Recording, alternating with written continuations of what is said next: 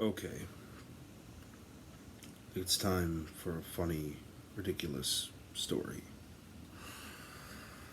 Now, there's an old idea tragedy, that a tragedy is only that until it's lived long enough to realize that it's a comedy.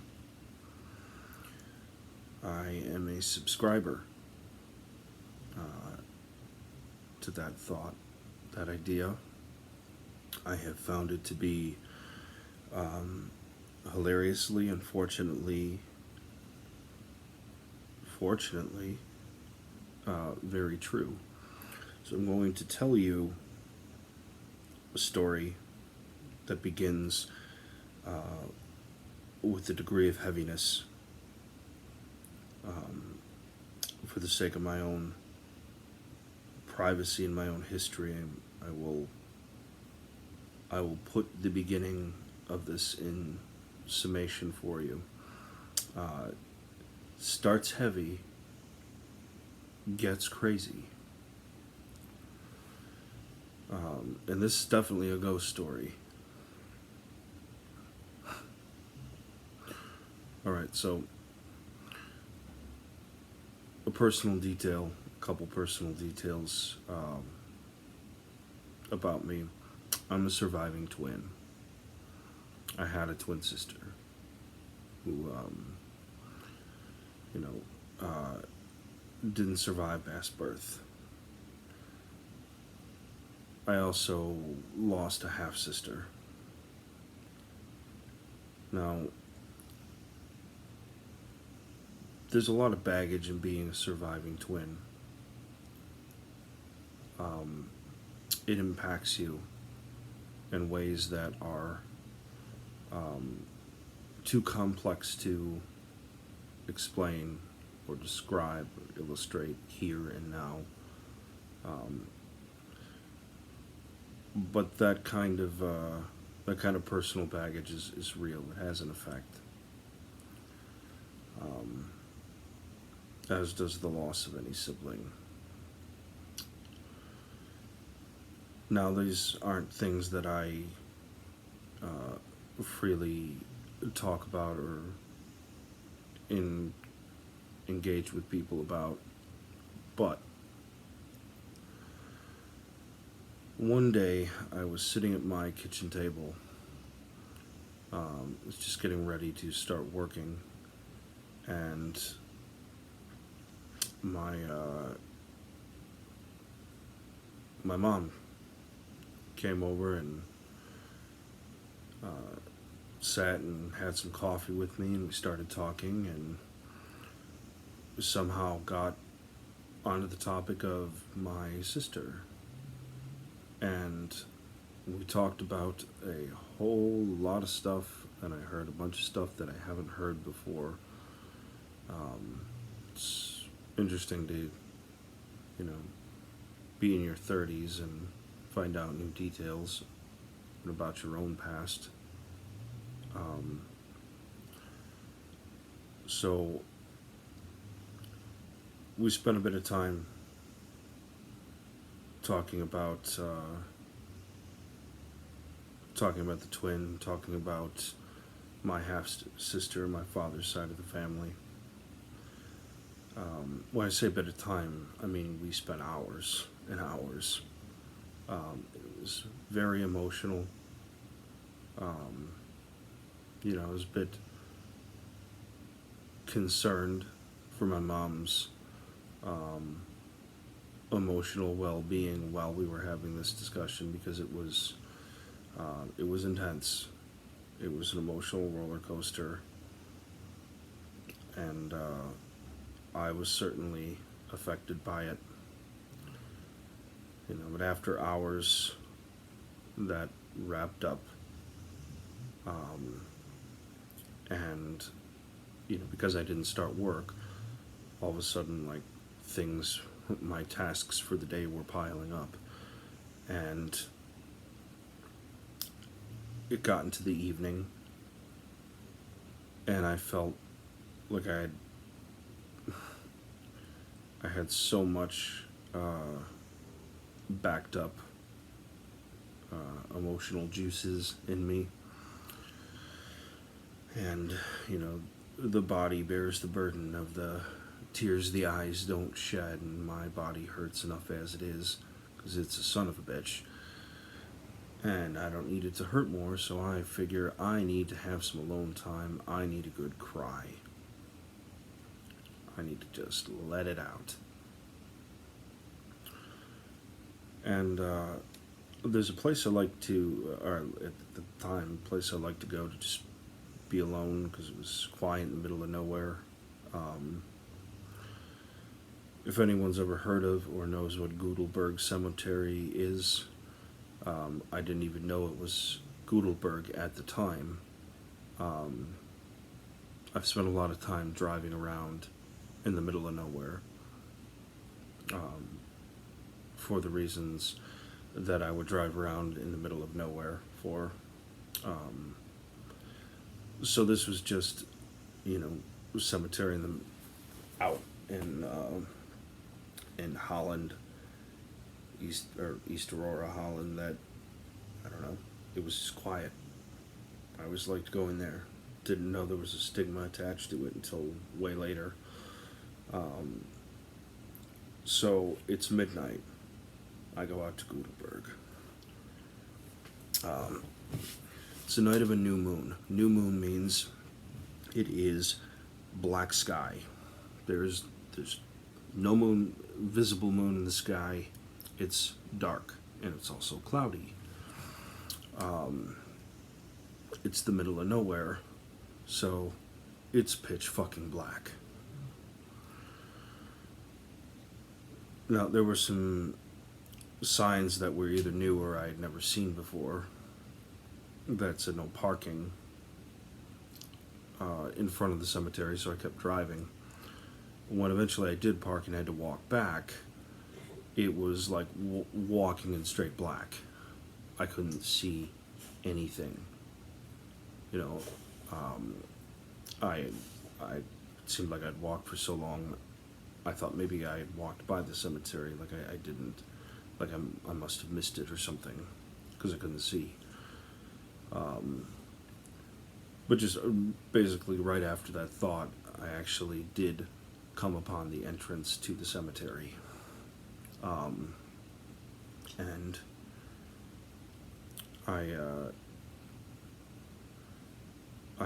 there's a couple stone steps, so I tried to go up the first step and immediately tripped, but caught myself like instantaneously. I was like, Jesus. So I'm thinking, I'm going to take this real slow and very carefully, because I don't need to break my neck tonight.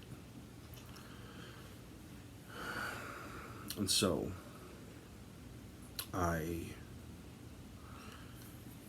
carefully, very carefully, go up the couple steps, and I'm just like very cautious. And when you get to the top of the steps at Gudelberg, Gudelberg is not a big cemetery. It goes uphill a little bit, plateaus to your right. There's a line of trees. So I immediately, as soon as I'm up the stairs and a couple careful steps in, I hang a right, start carefully walking to the trees. And so I find the tree, and I work my way around it and sit down with my back to it. It's on the border of the cemetery, so my back is now I'm up against the tree. Tree's right here, cemetery's behind the tree. And like, cool. Well, just thinking, took it slow, you made it. But you're finally alone.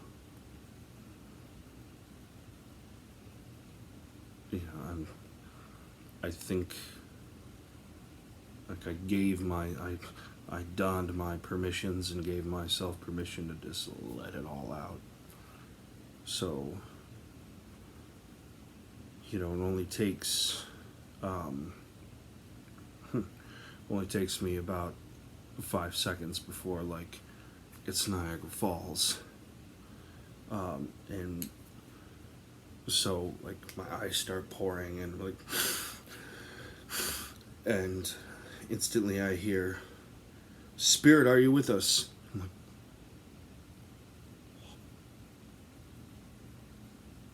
what the fuck? Only like this, I can't even control this, and like my nose, everything is running, and I'm trying to like, what the hell's going on here? Like, and no one was here, like, and I'm just like trying to get my nose to stop. And I'm just like, just kind of like snorted it in, and I'm still like I can't get my eyes to stop. So I'm like, and then I hear this girl, the spirits here, and I'm like my brain broke. So I'm just like I'm against this tree. I'm still trying to stop this. I'm like, no, no, like, no. This can't. They can't. Like they can't be talking about me. This girl. Like this isn't. This is not happening. No, no, it's not happening. Um. So like, dear God. Um. Now, before I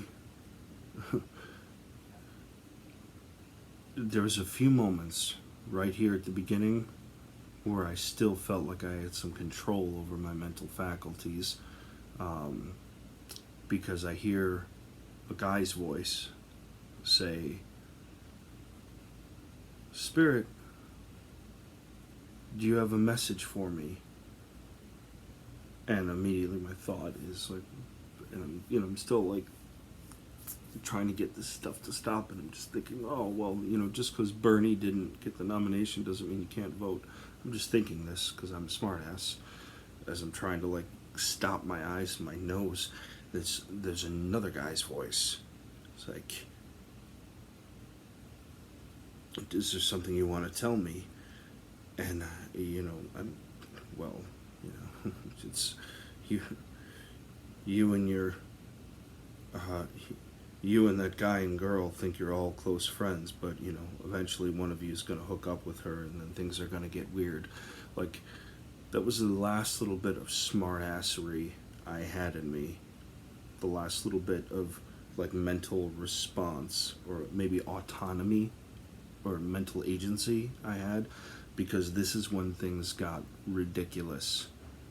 Not as if they weren't already there, but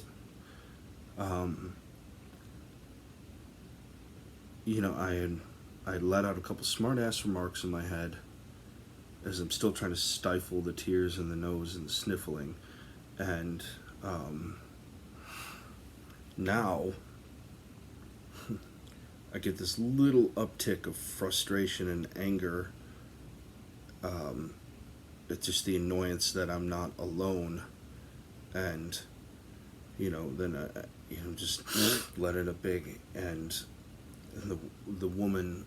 Now this woman sounds like she's fucking like high priestess of the mountain, like, or on top of the mountain. This is dramatic, stupidly so. She hears my sniffle and like, "Spirit, are you sad?" And all of a sudden I'm just like, oh, like everything starts pouring again, and I'm like, no, like simultaneously like realizing that somehow my sniffle just is like confirming existence after death, but mostly just the question itself like just broke me. I was still like just raw. So like all of a sudden everything starts flowing, and shit, I'm like trying to wipe my face and my eyes, and like I'm still like, and like, it's like, spirit, what happened to you?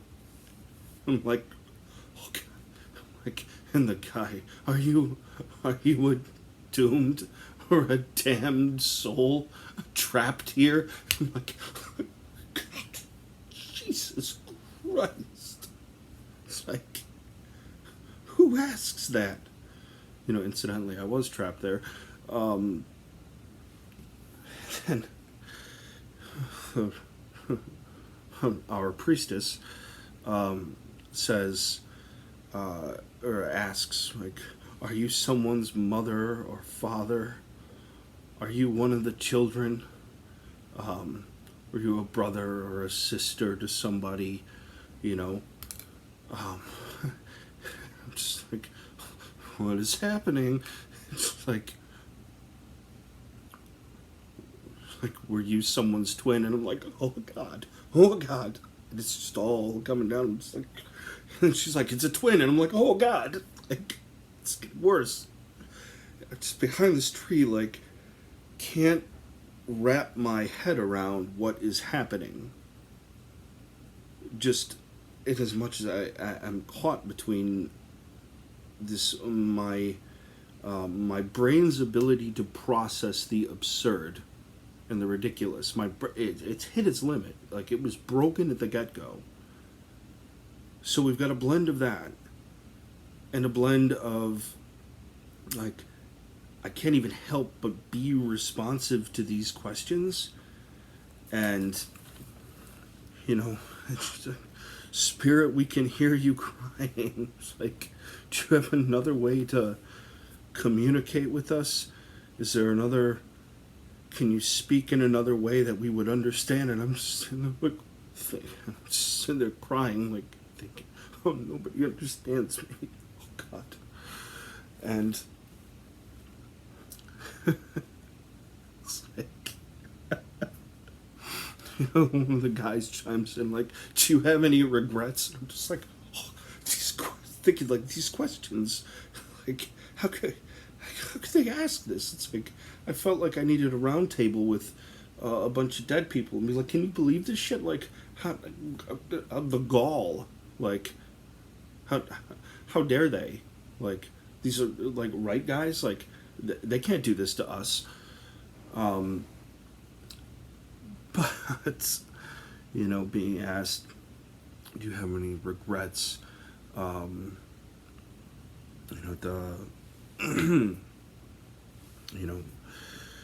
The, there were so many questions in there. When she had asked, and then my sniffle had somehow confirmed that I was a twin, to the,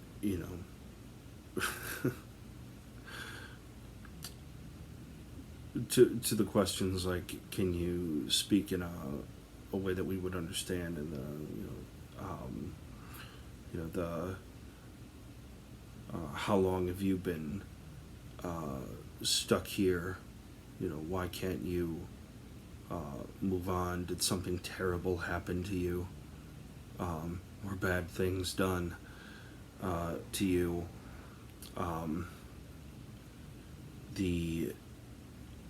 There's a litany of questions that were asked, and I was doing everything I can to stifle any sounds I was making, until finally I cried so much that, like, everything had stopped running and my nose was completely stuffed. Thank God. Thank God for that. This lasted an hour. It was like an hour in some absurdist hell.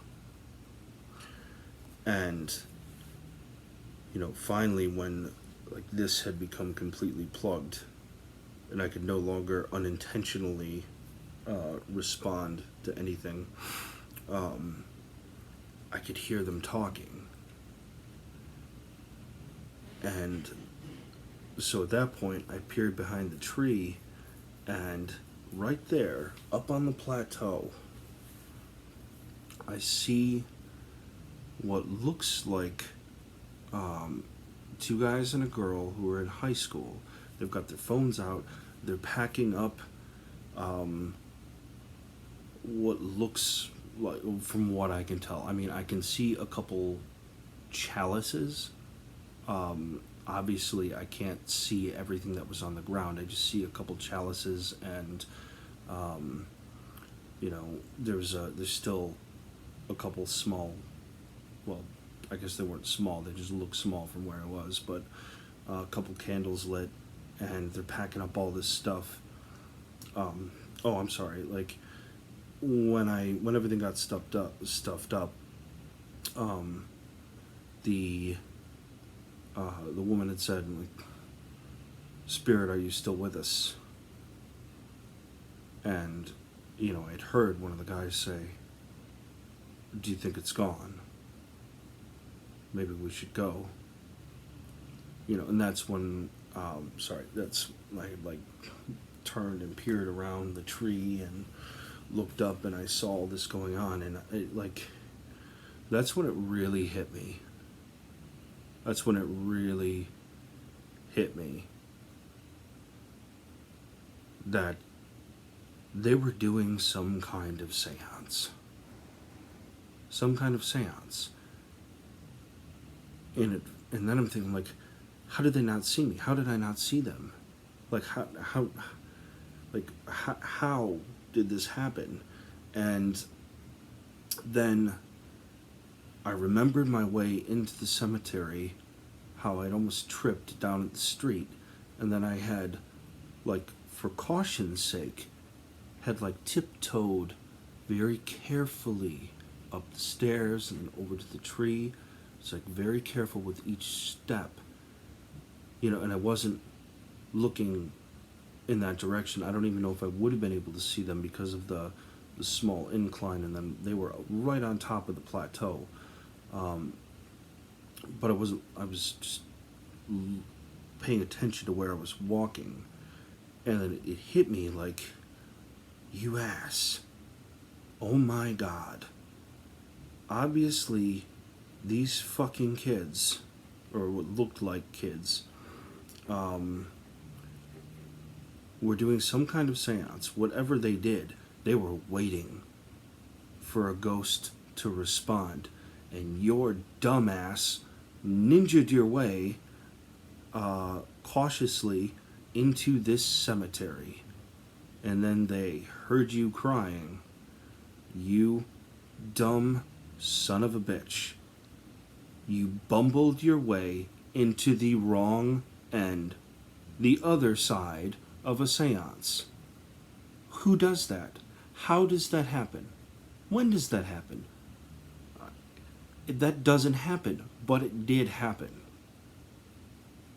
It did happen. This stupid jackass wound up on the wrong side of a seance with a whole bunch of questions that I could only feel as like existential and personal jabs. Like, wow. And the thought had occurred to me at the get-go to get up and leave when this started, but I didn't want the embarrassment of being some crying guy in a cemetery. And then, in the gravity or the ridiculousness of the position I was actually in, was not really setting in at the onset of this. And, I'm thinking, when I'm watching them pack up and I realized that I just bumbled my way into the wrong end of a fucking seance, I realized that, like, No, I didn't want to be the crying guy in the cemetery, so I stayed there behind the tree, trying my damnedest to keep my uh, sniffles and sobs as quiet as I could on this um, hilariously quiet evening. Um, then I'm thinking, wow, how many ghost experiences or supernatural experiences have people had where it was really just some crying jackass behind a tree?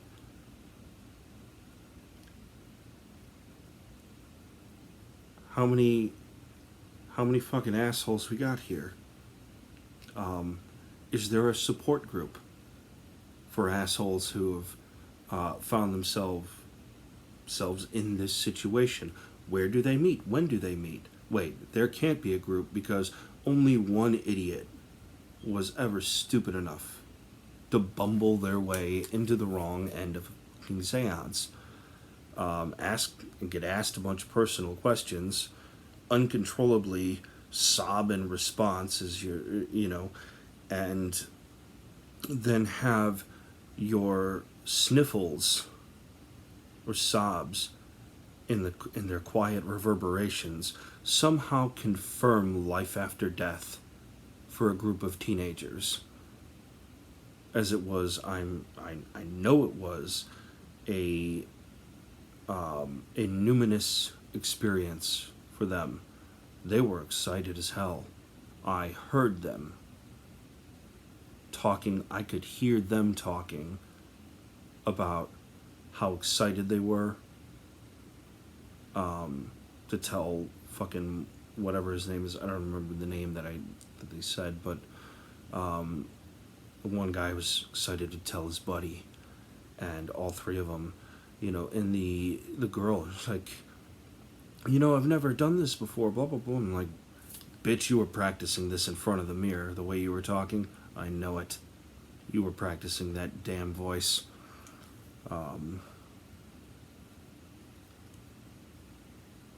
Don't be coy.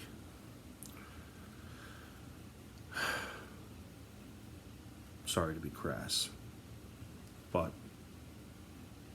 she was rather rude to me in the questions she asked, and I only articulated some of them. So, I do have to ask,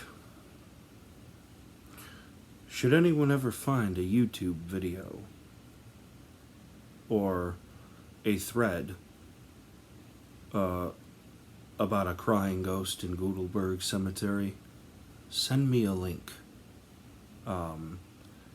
It's not a problem. I just want to be in on the joke too. Yeah, so they packed up all their stuff. They left excited, having confirmed life after death via my runny nose. And then I was finally alone. And then that inner voice, it might as well have been an external one. I could hear, I could see, I could hear these words. Okay, Josh, you're finally alone. You have your you time. Do you wanna have that cry now? And I heard another voice inside respond, say, "Oh, shut the fuck up, you jackass. You stupid son of a bitch. Shut up. I want to hear another word out of you. Did enough crying." This was my alone time. And yeah.